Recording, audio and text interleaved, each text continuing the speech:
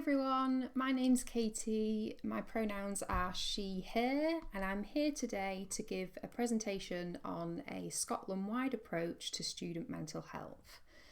My apologies that I couldn't be there in person today, but thank you so much to the organisers for agreeing for us to record this session instead. If you have any questions at all, or if you want to chat about any of this work, my contact details are on the final slide, so feel free to get in touch anytime. So today we're going to be going over the Student Mental Health Agreement project, so just giving a bit of an overview as to what that is. We're going to be sharing some examples of 2 student mental health agreements that universities and student associations have taken forward. And we're also going to do a little bit of a walkthrough of the Think Positive Hub. So here I'm just going to play a quick 1-minute video, which is kind of a crash course in student mental health agreements.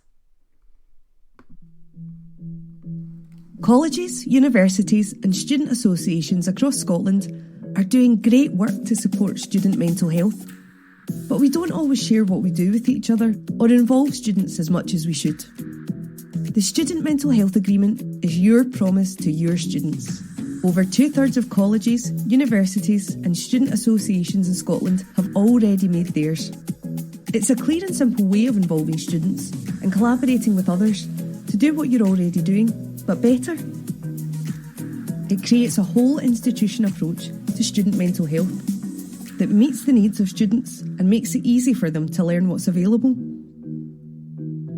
To get started with creating or improving your student mental health agreement, get in touch. thinkpositive.scot.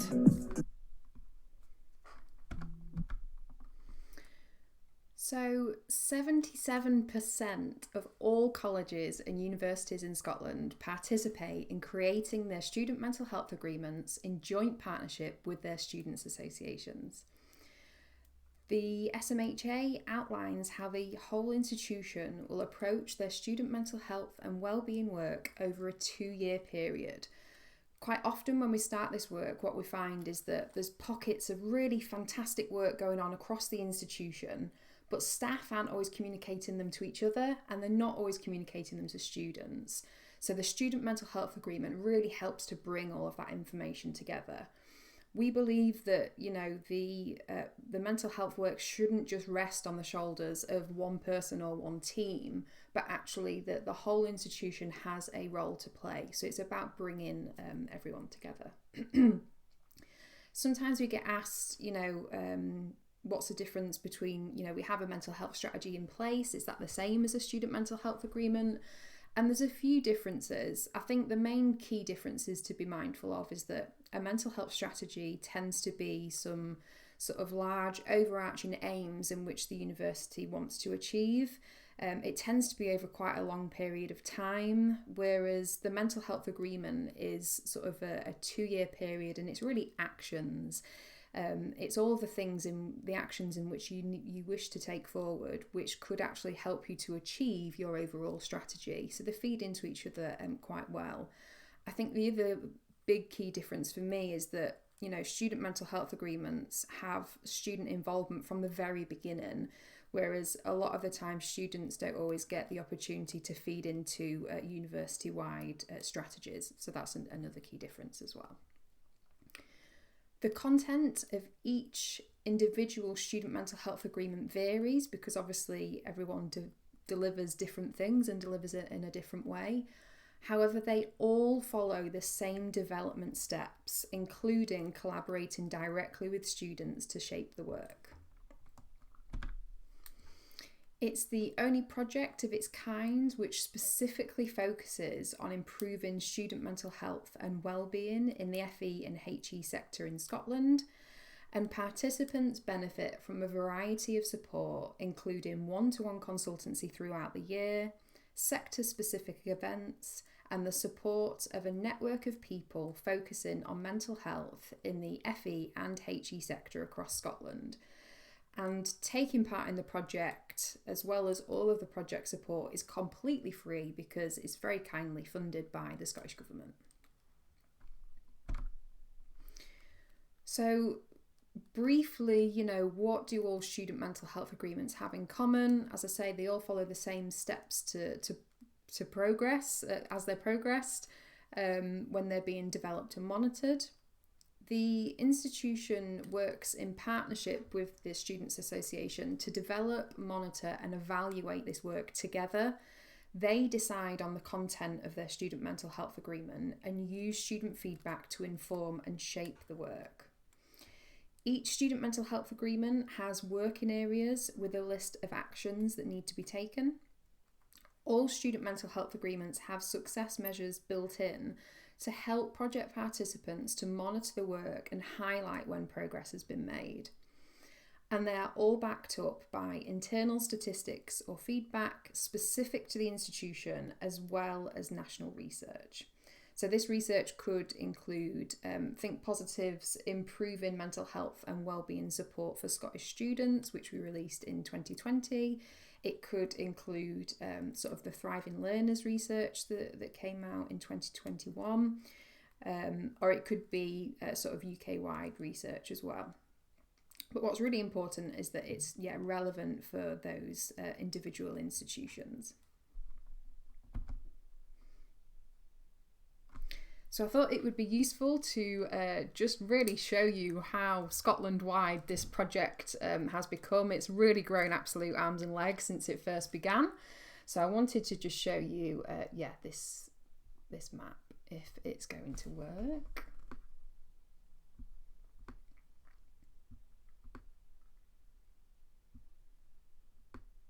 So this is all of the colleges and universities in Scotland who currently either have in place or are developing student mental health agreements.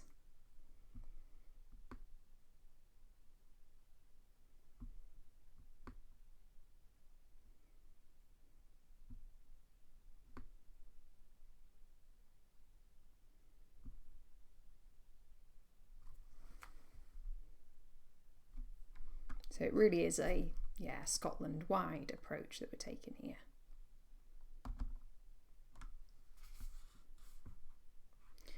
So I thought what might be useful, what people would be probably interested in, is some of the institutions who are taking this forward and whereabouts they're at. So highlighted in light green are institutions who are developing their student mental health agreement currently.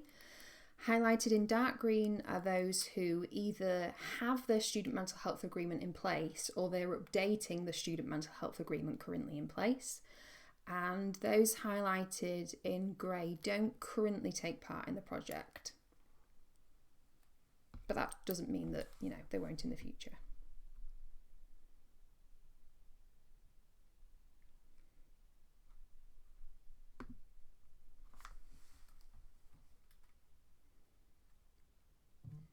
So there's a real mixture of colleges and universities, both rural and city-based as well.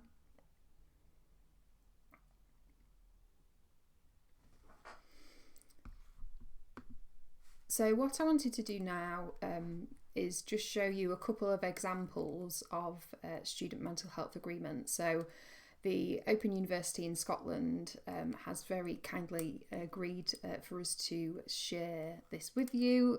So I'm just going to talk through some of the points on their student mental health agreement.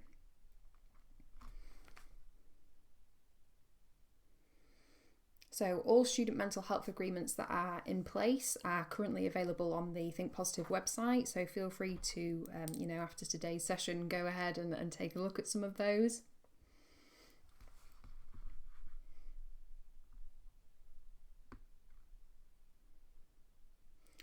So first of all, they have the sort of introduction, a little bit about the project, and they have some lovely quotes from the director and also the president of the Student Association, really outlining that commitment from the beginning.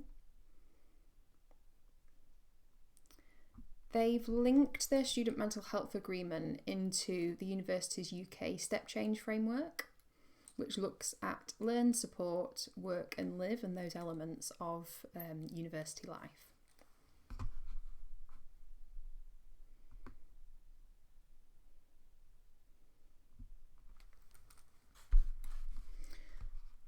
So here they talk about some of the actions that they'll be taking. So, for example, contributing to the development of policies, strategies and plans that support our students' wellbeing, learning and success, as well as providing free learning resources on our Open Learn platform to support study skills, mental health and inclusion, such as the LGBTQ and race and ethnicity hubs.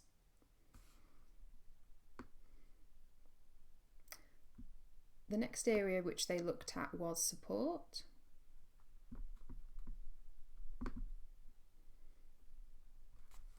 So this work includes reviewing and refreshing the Open University in Scotland's website to create better access to relevant resources, including a dedicated mental health and wellbeing page.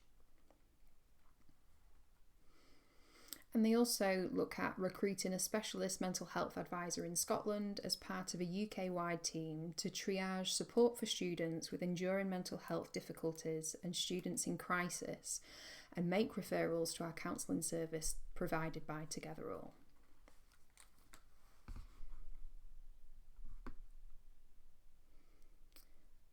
The next area which they looked at was work. So this included areas such as supporting the rollout of mental health first aiders network, and also providing relevant learning and development opportunities for personal learning advisors to better recognise referral needs relating to mental health and to underrepresented and disadvantaged student groups.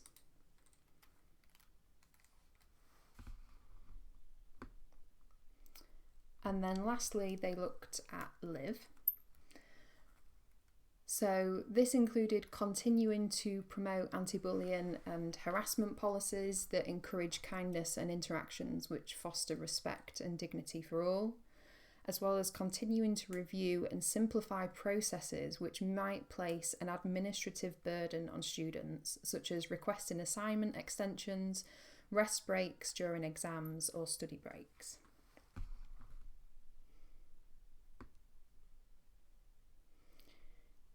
They also looked at the student journey. Research suggests that, at different points during student journeys can be really challenging. So pre-entry, exams and assessment time, and exit from the programme of study. And they looked at what they could do during these times. They then included a little bit of information on how they measure their progress as they're going along. I will say that this is the summary version of the document, so there is sort of a slightly longer version as well. But generally what we find is that, all student mental health agreements, how they look tends to differ. The content differs as well, obviously, because everyone is offering different things. But again, the process for creating them and monitoring remains the same. So that's an example of what they are doing over at the Open University, and that's what they're looking at for 2021 to 2023. University of St Andrews has also very kindly agreed to us sharing their student mental health agreement with you today. So the period that this looks at is 2022 to 2024.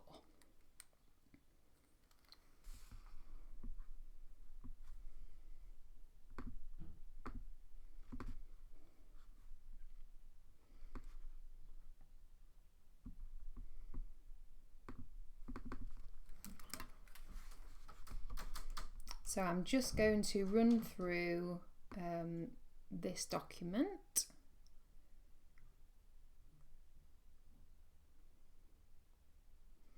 So we've got a great introduction here from Anna Ruth, who is the Director of Wellbeing and Equality at the University of Andrews Students Association. University of St Andrews Student Association. And also from Roslyn, who is the Director of Student Experience at the University of St Andrews. So again, just outlining that commitment between the two organisations from the very beginning. They talk about the different groups and the different people who've been involved in being able to develop this work.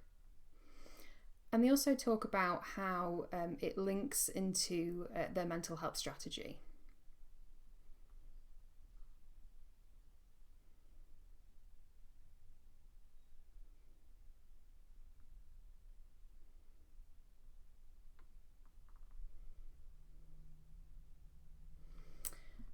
They had taken part in the Student Mental Health Agreement project before, so they thought that it was important to kind of reflect on that and the areas in which they took forward previously. And they then talk about how this new agreement has been created and the types of events and things that they've done to inform this work.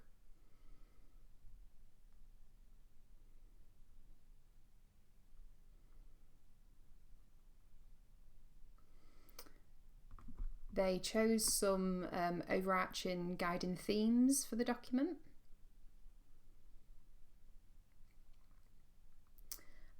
And then they highlighted their priority areas and measures of success. Oh, sorry, I'm just skipping past there.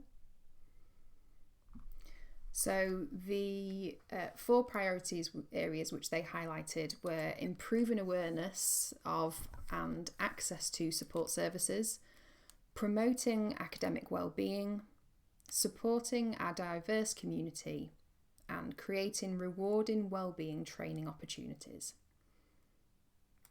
So what they decided to do here was each priority area was accompanied by a list of the previous work and existing things that were happening within that area, the projects that they will be taking forward, and also how they'll measure the success of those.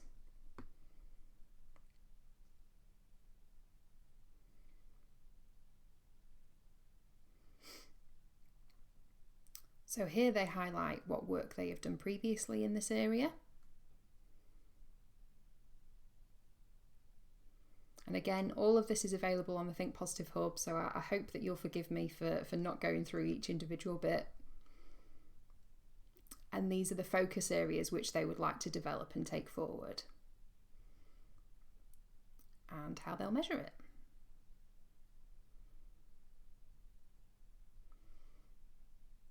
So as you can see, the layout differs slightly, but again, it's a real fantastic example of, really sharing all of the brilliant work which is being taken forward for their students.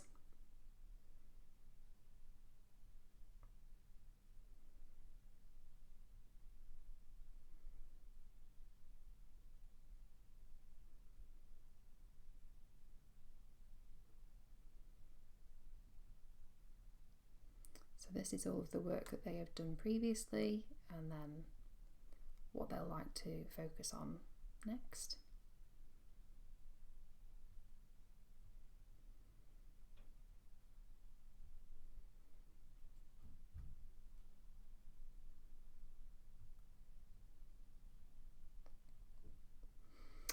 And then at the bottom of the document there is a signature from both organisations committing to implementing the mental health agreement.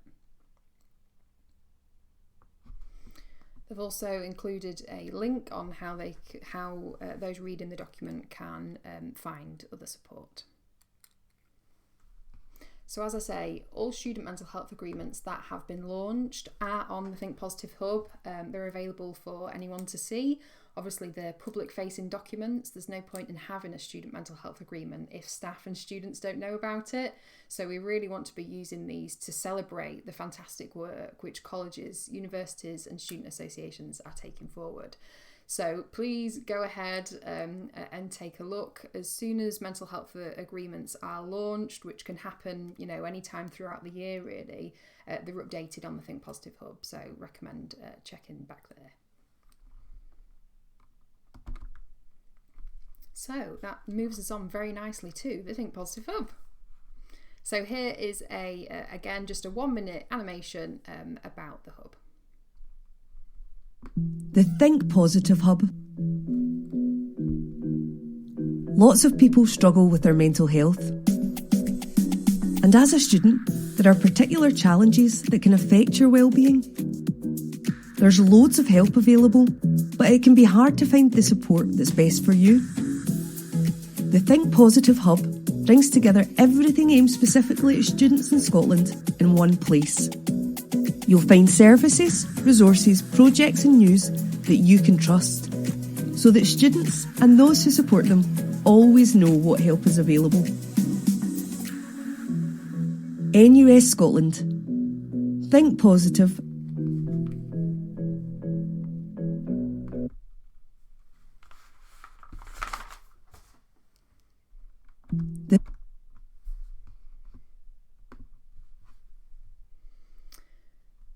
So I thought what would be useful now would be to just give you a quick walkthrough of the Think Positive Hub rather than just explaining what it is and what it's for. So the website is thinkpositive.scot, and here we basically, the aim of this is to bring together all of the content relating to student mental health in Scotland in one place. This all started, a couple of years ago. Our project advisory group highlighted that actually in the field of student mental health, things are ever changing, and it's actually quite difficult to keep up with the landscape. New projects popping up, new research being available, services changing within institutions. So we really wanted to bring We really wanted to launch something which brought all of those things together in one place for both students and those who support them to easily access. So that's what the Think Positive Hub is. So if you go to the Search the Hub function on the homepage, there's a few different filtration systems which you can use here. So if you wanted to search for a specific project or a research or a blog, you can use that filtration system. We've also got different mental health topics which you can search through, or if you want to hear from a specific organisation, that's who has content on there at the moment. Or if you would like to just search through all of the content, then you can do that as well. It will generally say whether sort of how long ago the content was uploaded, which category it falls into. Some of the content on the Think Positive Hub is specifically for those who take part in the Student Mental Health Agreement project. So there are documents which helps project participants to develop mental health agreements. So you have to be signed in / sign up to access those. So if that's the case, it'll just appear like this. But I would say the majority of the content on the hub is available for everyone. So for example, there's the University of Scotland Student Mental Health Group. So they submitted a little bit of information about what that group is. So you can read about that there. There's also the Thrive Students group, which has done the same. There's the Healthy Body, Healthy Mind Award, which I'm sure a lot of folk in this room will be aware of. And it really, just tries to bring together all of the fantastic stuff which is happening, which is focused on students in Scotland, student mental health. So there's lots and lots of content on there. So please go and take a look. And if you have anything that you would like to share with the hub, then there's the option to do that there as well. It's a really straightforward process. All that we ask is that it's Scotland specific. There's a couple of different websites available that brings together general student mental health information that's UK wide. So we feel like that exists already, whereas this is just Scotland stuff. So it needs to be Scotland specific, and it needs to be sort of aimed at students or about students in some way. So the first step is making sure that it relates to those two things. Check that you're not duplicating anything that's already on the hub. Fill out the details below. We'll review the content, and if it's approved, it will be available on the hub shortly. So there's just a few different things that we ask for below.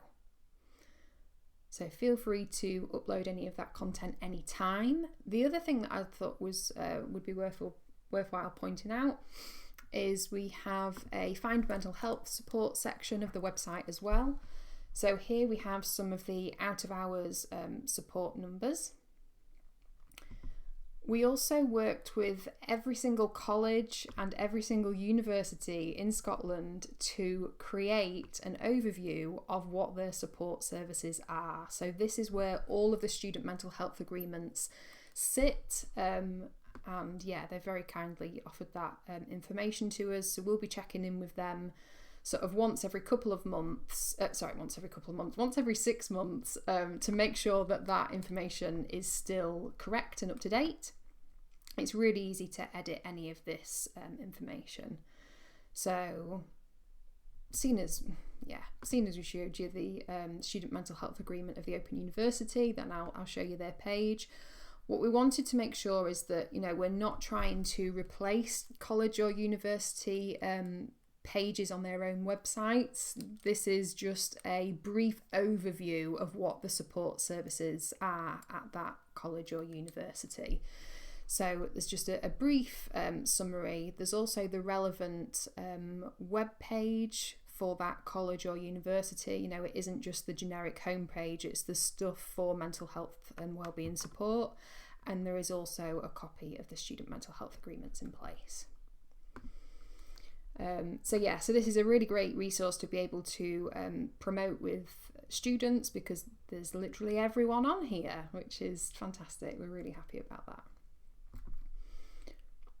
The other thing probably worth highlighting is the external mental health support section. So this is probably the only part of the website which isn't specifically focused at students, but they offer, some really great advice and support. So we thought that it was important to highlight some of these things.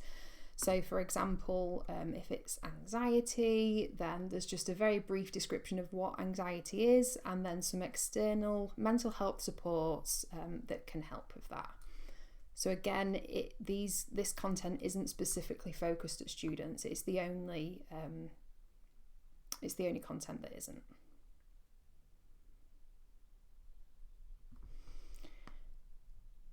There is a little bit about us at Think Positive and what we do. There's all of our, what we call our collaborators. So this is all of the project participants that we work with. So there's quite a few now. We're so happy to be able to work with this many fantastic institutions who are doing, really wonderful work in student mental health.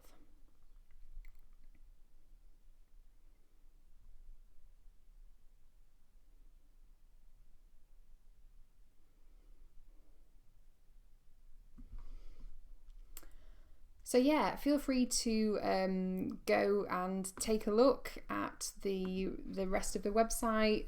It's regularly being updated, obviously, with new content as it happens, as it comes out. And also, feel free to submit anything to it as well. So that's me. Thank you so much for listening and for coming along to today's session. And yes, if you have any questions at all, that's my email address just there. And there's the website address as well. So feel free to get in touch anytime. Okay, thank you so much. Bye. Have a great rest of the day.